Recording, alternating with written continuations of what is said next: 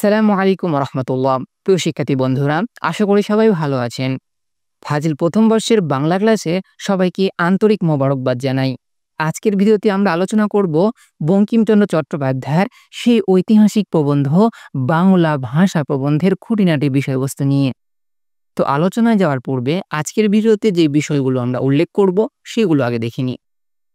আজকের ভিডিওর আলোচনার বিষয়বস্তু: লেখক পরিচিতি, প্রবন্ধে ঐতিহাসিক প্রেক্ষাপট, লেখার কারণ ও উদ্দেশ্য, সারাংশ বা মূল বক্তব্য। তাহলে চলুন প্রথমে আমরা লেখক পরিচিতিটি দেখে নিই। বঙ্কিমচন্দ্র চট্টোপাধ্যায় 1838 খ্রিস্টাব্দে 26শে জুন পশ্চিমবঙ্গের 24 পরগনার কাঁঠালপাড়া গ্রামে জন্মগ্রহণ করেন। বাংলা ভাষায় প্রথম শিল্পসম্মত উপন্যাস রচনার কৃতিত্ব তারই। তার পিতার নাম যাদবচন্দ্র চট্টোপাধ্যায় ছিলেন ডেপুটি কর্নেল। 1858 খ্রিস্টাব্দে কলকাতা বিশ্ববিদ্যালয়ের অধীনে বিএ অর্থাৎ ব্যাচেলর অব আর্টস পরীক্ষায় উত্তীর্ণ প্রথম স্নাতকদের মধ্যে তিনি একজন। পেশাগত জীবনে ছিলেন ম্যাজিস্ট্রেট। এই চাকরিসূত্রে খুলনার ম্যাজিস্ট্রেট হিসেবে যোগদান করেন। তিনি নীলকরদের অত্যাচার দমন করেছিলেন। দায়িত্ব পালনে তিনি ছিলেন বেশ নিষ্ঠাবান। যোগ্য বিচারক হিসেবে তার খ্যাতি ছিল। বাংলা সাহিত্য চর্চায় অসাধারণ সাফল্য অর্জন করেছিলেন তিনি। উপন্যাস ও প্রবন্ধ রচনার বাহিরে বঙ্গদর্শন, আমরা যেই প্রবন্ধটি পড়ছি সেই প্রবন্ধটি কিন্তু এই বঙ্গদর্শন পত্রিকায় কিন্তু প্রকাশিত হয়েছে প্রথম। তো এই বঙ্গদর্শন পত্রিকায় সম্পাদনা ও প্রকাশ তার অন্যতম কৃতিত্ব। 1852 খ্রিস্টাব্দে সংবাদ প্রভাকর পত্রিকায় কবিতা প্রকাশের মাধ্যমে তার সাহিত্য চর্চার শুরু হয়। বঙ্কিমচন্দ্রের গ্রন্থ সংখ্যা 34টি। বাংলা সাহিত্যে অসামান্য অবদানের জন্য তিনি সাহিত্য সম্রাট উপাধিতে ভূষিত হন। বঙ্কিমচন্দ্র 1894 খ্রিস্টাব্দে 8ই এপ্রিল কলকাতায় মৃত্যুবরণ করেন। এই হলো বঙ্কিমচন্দ্র চট্টোপাধ্যায়ের পরিচিতি। এর আগেও কিন্তু আমরা বঙ্কিমচন্দ্র চট্টোপাধ্যায় সম্পর্কে অবগত হয়েছি। তো বঙ্কিমচন্দ্র চট্টোপাধ্যায় সম্পর্কে ব্যতিক্রম কিছু ইনফরমেশন দেব, আর সেটা হলো বঙ্কিমচন্দ্র চট্টোপাধ্যায় সবথেকে বড় একজন ইসলাম বিদ্বেষী ছিল। তার কিছু উপন্যাস রয়েছে, যেমন আনন্দমঠ। এই উপন্যাসের মধ্যে তিনি মুসলিম শাসকরা বর্বর, তারা অত্যাচারী, এই সকল বিষয় তিনি লেখেন। এবং তার সবথেকে গুরুত্বপূর্ণ একটি বিষয় কি জানেন, সেটা হলো কৃষ্ণ চরিত্র। এই গ্রন্থের মধ্যে তিনি নবী সাল্লাল্লাহু আলাইহি ওয়াসাল্লামের ওপর কটাক্ষ করেন, তিনার যুদ্ধ, তিনার বিবাহ নিয়ে। এবং এটা যখন অনেক সমালোচনার তোপে পড়ে তখন এটা বাদ দেন, কিন্তু প্রথম সংস্কারে কিন্তু এটা ছিল। তো এবার আসি আমরা আমাদের মূল আলোচনার মধ্যে।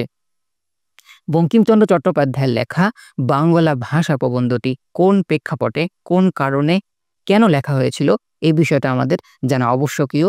কারণ যখন একটি প্রবন্ধ আমি বুঝবো, একটি প্রবন্ধ ভালো করে অবগত হব, তাহলে সেই প্রবন্ধের মধ্যে কি রয়েছে এবং প্রবন্ধটি কোন প্রেক্ষাপটে লেখা হয়েছিল এই বিষয়টা জানা আমার জন্য আবশ্যক। 19 শতকের শেষের দিকে বাংলা সমাজ একরকম দ্বিধা ও দ্বন্দ্বের মধ্য দিয়ে অতিক্রম করছিল। সেই সময় জ্ঞান এবং সাহিত্য চর্চার ক্ষেত্রে একরকম পরিবর্তন দেখা দেয়। দুইটা দলের মতানৈক্যের সৃষ্টি হয়। একটি হলো প্রাচীনপন্থী, আরেকটি হলো নব্যপন্থী। প্রাচীনপন্থী বলতে যারা সাধু ভাষায় জ্ঞান চর্চা করা, সাধু ভাষায় সাহিত্য চর্চাটাকে বেটার মনে করত, যেটা ছিল সংস্কৃত নির্ভর এবং দূরবোধ্য, সাধারণ মানুষের জন্য খুবই কষ্টকর ছিল। আর অপরদিকে নব্যপন্থী যারা চলিত ভাষায় সাহিত্য চর্চাটাকে বেটার মনে করত, যেটা ছিল সাধারণ মানুষের জন্য খুবই সহজ এবং বোধগম্য। এই দুই দলের ব্যক্তিবর্গদের মধ্যে তর্ক বিতর্ক হয়। আরেকটি উল্লেখযোগ্য বিষয় ঘটে, সেই সময় ইংরেজি শিক্ষার প্রসার ঘটে। তার ফলে শিক্ষিত শ্রেণীর বাঙালিরা ইংরেজি ভাষা ও সংস্কৃত ভাষার প্রতি মোহাচ্ছন্ন হয়ে পড়েছিল এবং তারা ইংরেজি ভাষায় কথা বলাটাকে উন্নতি এবং ভদ্রতার চিহ্ন মনে করত। ও তার ফলে তারা বাংলা ভাষায় জ্ঞান অর্জন করা, বাংলা ভাষার সাহিত্য চর্চাটাকে অপ্রযুক্ত, অপরিণত বলে মনে করত। ঠিক সেই সময় সেই বিষয়কে সামনে রেখে বঙ্কিমচন্দ্র চট্টোপাধ্যায় বাংলা ভাষা এই প্রবন্ধটি লেখেন এবং এটা সর্বপ্রথম ইসলাম বিদ্বেষী বাহক বঙ্গদর্শন এই পত্রিকায় প্রথম প্রকাশিত হয়, আর তা জ্যৈষ্ঠ সংখ্যায় 1285 সনে। এই হলো পুরো প্রবন্ধের প্রেক্ষাপট। এবার আসি আমরা এর উদ্দেশ্যটা কি ছিল এই বিষয়টা নিয়ে। উদ্দেশ্যটা মূলত সহজ। এই উদ্দেশ্যটা ছিল যে মাতৃভাষার প্রতি সম্মান, এই জাতির প্রতি সম্মান সবথেকে উল্লেখযোগ্য একটি বিষয় বোঝানোর চেষ্টা করা হয়েছিল। আর সেটা হলো যে এই ভাষা দ্বারা যে বিজ্ঞান, দর্শন, ইতিহাসের মতন গুরুত্বপূর্ণ বিষয় বোঝানো সম্ভব, এই বিষয়টাকেও তিনি তুলে ধরার চেষ্টা করেছেন।